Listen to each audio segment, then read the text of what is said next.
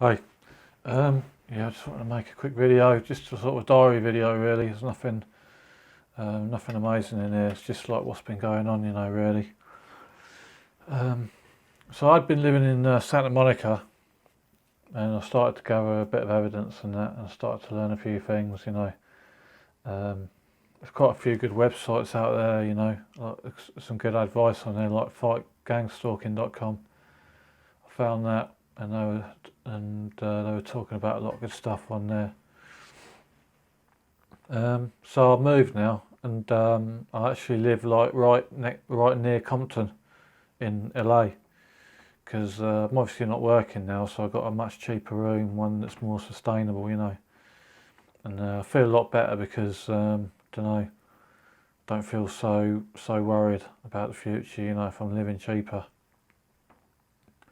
And I've been also thinking a lot about, maybe building my own house out in the sticks, as a getaway. And that way I'm never going to go homeless either. I could take what money I have got and do that if I if I wanted. And be really cheap doing it by yourself. You could get a great location, and I don't know. I think with the gang stalking, it's got to be harder if you're not right in the city. If you're right in the middle of the city, it makes it easy for them. Yeah. So today I was out and went down to Long Beach, and it went all right. I tried to give them a slip, but it actually didn't work this time. I got on the metro going towards LA, and I had my phone with me, and it was all like with the battery in and that. And then when we hit the next stop, I took the battery out and got out the metro to try and give them the slip, and then I got on the next metro to Long Beach, but it didn't work. Um, so I got stalked a little bit in Long Beach. Long Beach is quite big.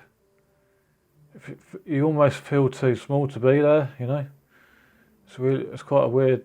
It's a really nice place. I was really impressed with it, Long Beach. I'm gonna go.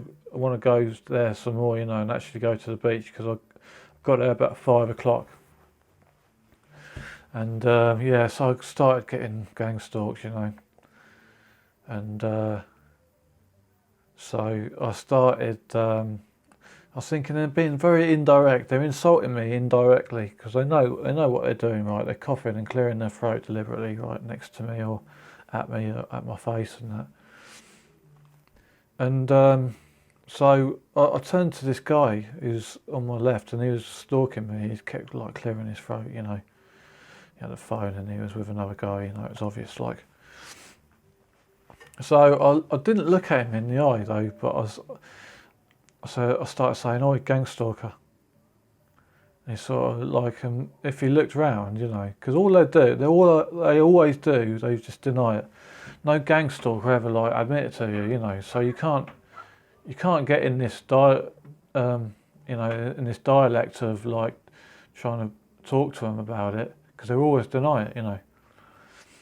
And I just sort of started saying, "Oh, you got gang stalker, you got this gang stalker." But I wasn't looking at him. I was looking at something else when I was saying it. But he knew he was gang stalking. And he knew I was talking about him, but he couldn't really say anything to me because I wasn't looking at him. Just change that one thing of looking at him, and I'm able to.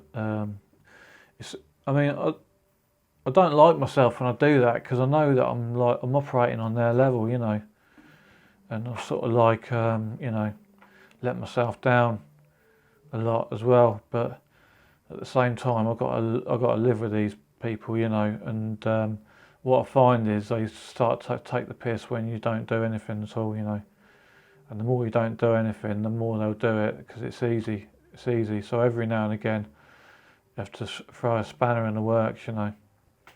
So there's this Asian guy. He was gang stalking me, and just while we were waiting for the lights, I was insulting gang stalkers, and he could hear me. I was just saying, gang stalkers are a waste of space, you stupid bastard gang stalker and all this.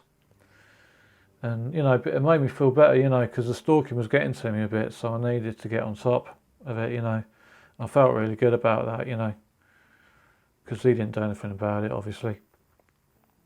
So I carried on going.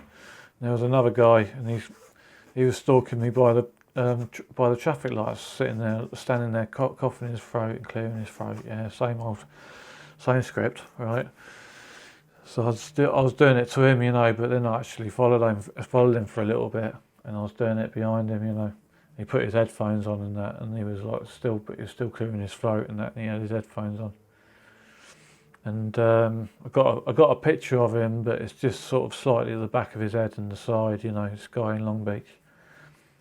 So I've actually got photos of quite a few people, but there's no evidence that they actually stalked me. It's just photos of people who I saw stalk me, you know, like clearing their throat and coughing deliberately at me, you know.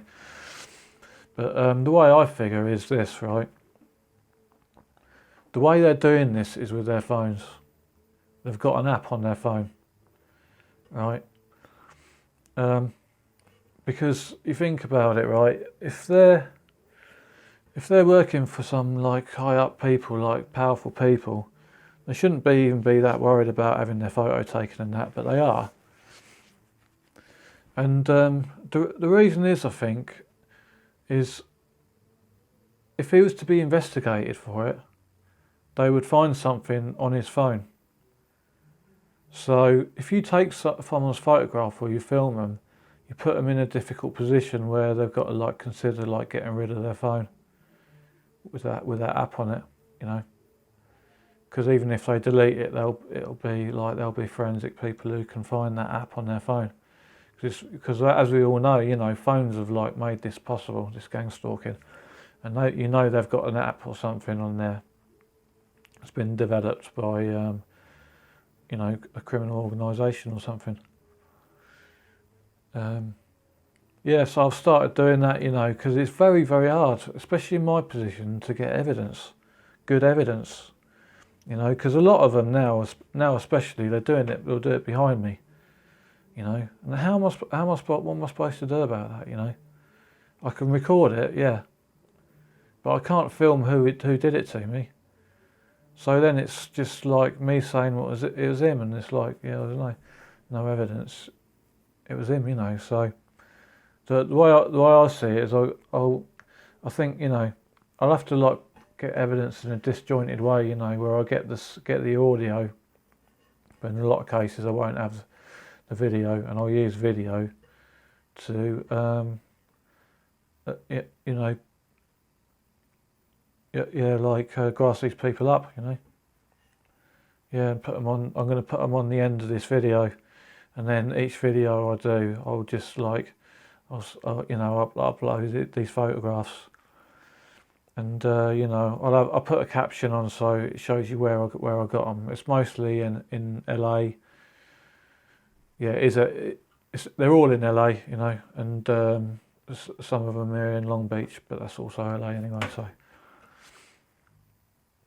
Yeah, so that's what's been going on with me, you know. I've also I've stopped recording as well. Don't know why. Because this move has like thrown me a little bit. I need to like get myself back on track, you know.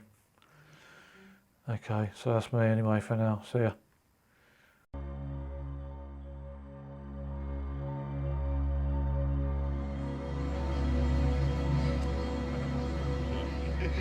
YouTube man, gangster.